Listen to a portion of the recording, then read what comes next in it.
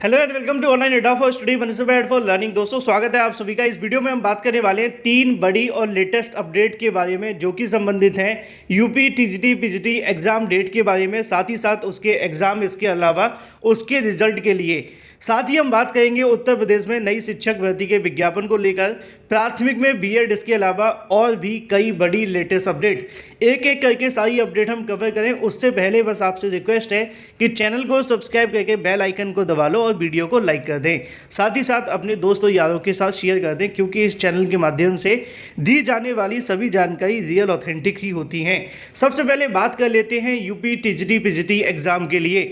अगर आपने भी यूपी टीजीटी पीजीटी में आवेदन किया था तो अब आपके लिए एक काफ़ी महत्वपूर्ण समय है जब आपको टीजीटी पीजीटी के लिए फिर से फोकस करने की आवश्यकता है, क्योंकि आप जानते हैं कि टीजीटी पीजीटी भर्ती में अब तक सबसे ज़्यादा कंपटीशन पाया जाता है। पिछली बार जब प्राइमरी भर्ती आई थी उसमें सिर्फ 4 लाख आवेदन हुए थे, लेकिन टीजीटी पीजीटी में 12 लाख या 13 लाख आवेदन आपको बड़ी आसानी से हो जाते हैं और सीटों की संख्या बहुत ज़्यादा कम है। अब जब 13 लाख आवेदन करेंगे और सीट यहाँ पे 20,000 भी हों तब भी कम रहेंगी। इसीलिए ऐसे अभ्यर्थी जो लगातार टीजीटी पीजीटी में एक सपना लेकर बैठे हैं तो उनको थोड़ा सा फोकस करने की आवश्यकता है, क्योंकि अब टीजीटी पीजीटी परीक्षा आपकी बहुत जल्द होने वाली है। और मैं आपको जो भी जानकारी दूंगा अधिकारियों से मिली हुई जानकारी होगी।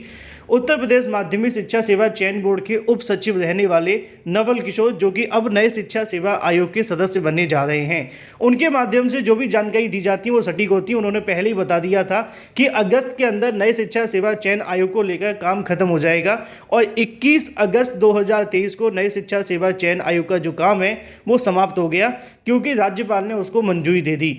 उसके बाद नए शिक्षा सेवा आयोग की जो आगे का प्रोसेस है वो भी शुरू हो चुका है। बात कर लेते हैं टीजीटी पीजीटी परीक्षा में अभी कितना समय लगेगा और कब तक ये परीक्षा देखने के लिए मिलेगी, और यहाँ पे जो आपके लिए 80 दिन लिखे हुए हैं वो क्यों, इसको थोड़ा समझ लीजिए। क्योंकि नए शिक्षा सेवा चयन आयोग में अब जो काम बाकी है, सिर्फ 2 प्रोसेस बाकी हैं। पहला है सदस्यों की नियुक्ति करना और दूसरा है मुख्यालय के अंदर सदस्यों का कार्यभार ग्रहण करना। ठीक है, अब ऐसे में इस प्रोसेस में बड़ी मुश्किल से 30 दिन का समय लगेगा, इससे ज़्यादा का नहीं। यानी कि अगर नए शिक्षा सेवा चयन आयोग को लेकर इसी महीने नोटिफिकेशन जारी कर दिया जाता है सदस्यों की नियुक्ति के लिए, तो उसके पूरे प्रोसेस को कंप्लीट होने में ज़्यादा से ज़्यादा 30 दिन का समय लगेगा। यानी कि अभी आपका सितंबर चल रहा है तो अक्टूबर लास्ट में आते आते सदस्यों की नियुक्ति नए शिक्षा सेवा चयन आयोग के अंदर हो सकती है। 2-4 दिन ऊपर नीचे हुए तो भी कोई फर्क नहीं पड़ेगा, ऐसा कहना है नवल किशोर जी का। साथ ही साथ उनके माध्यम से जानकारी ये भी देखने के लिए मिली है कि उसके बाद में जो आगे का प्रोसेस होगा वो शुरू कर दिया जाएगा, जो कि आप सभी की भर्तियों से संबंधित होगा।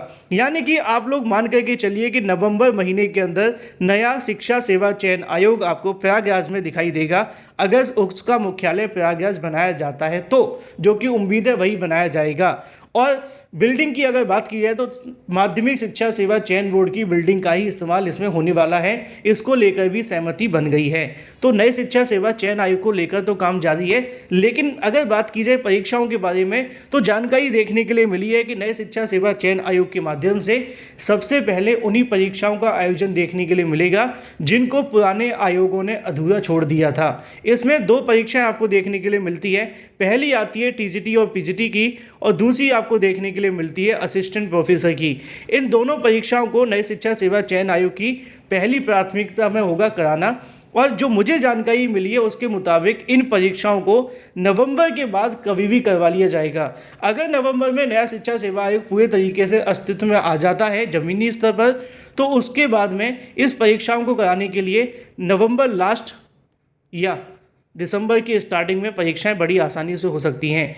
तो ऐसे अभ्यर्थी जो टीजीटी पीजीटी को लेकर काफ़ी लंबे समय से इंतजार कर रहे हैं परीक्षा के लिए खास तौर पे, तो अपनी तैयारी और तेज़ कर दें, क्योंकि अब आपके पास ज़्यादा समय नहीं बचा है।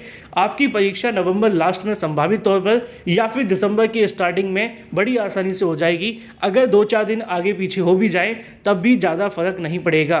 तो टीजीटी पीजीटी को लेकर समय आ चुका है कि आप लोग अपनी तैयारी शुरू कर दें और पिछली बार की तरह ही नए शिक्षा सेवा चयन आयोग के माध्यम से इसका जो रिजल्ट होगा वो जनवरी तक बड़ी आसानी से अनाउंस कर दिया जाएगा। साथ ही बात कर लेते हैं अपनी अगली अपडेट के बारे में, जो कि संबंधित है उत्तर प्रदेश में नई प्राइमरी शिक्षक भर्ती विज्ञापन को लेकर। जैसा कि आप जानते हैं कि सुप्रीम कोर्ट ऑफ इंडिया ने जब से आदेश दिया है बीएड के लिए तभी से बीएड अभ्यर्थी लगातार हर संभव प्रयास कर रहे हैं प्राइमरी शिक्षक भर्ती में शामिल करने के लिए। अब एक बार फिर से उत्तर प्रदेश के अंदर भी नई प्राइमरी शिक्षक भर्ती के साथ साथ बीएड को प्राइमरी में शामिल करने के लिए शिक्षा मंत्री को पत्र भेजे जाने शुरू कर दिए गए हैं, क्योंकि आप जानते हैं कि 2024 आने वाला समय चुनाव का है और ऐसे में हर एक अभ्यर्थी अपने मंत्री, विधायक, सांसद जो भी उनके टच में हैं, उनके आसपास हैं, उन सभी तक जाकर अपनी मांगों को रख रहे हैं। मांग सीधे तौर पर बिल्कुल साफ है कि बीएड अभ्यर्थियों को प्राइमरी शिक्षक भर्ती में सम्मिलित किया जाए। अभ्यर्थी इसी प्रकार के जो लेटर हैं, चाहे वो अपने मंत्री को भेजें या फिर सांसद को या विधायक को, बस ऊपर नाम ही चेंज किया जा रहा है। इसके अंदर मांग क्या है वो बहुत आसानी से आप लोग जानते हैं कि 11 तारीख को सुप्रीम कोर्ट ऑफ इंडिया के ऑर्डर के आधार पर बीएड को प्राइमरी शिक्षक भर्ती से बाहर कर दिया गया।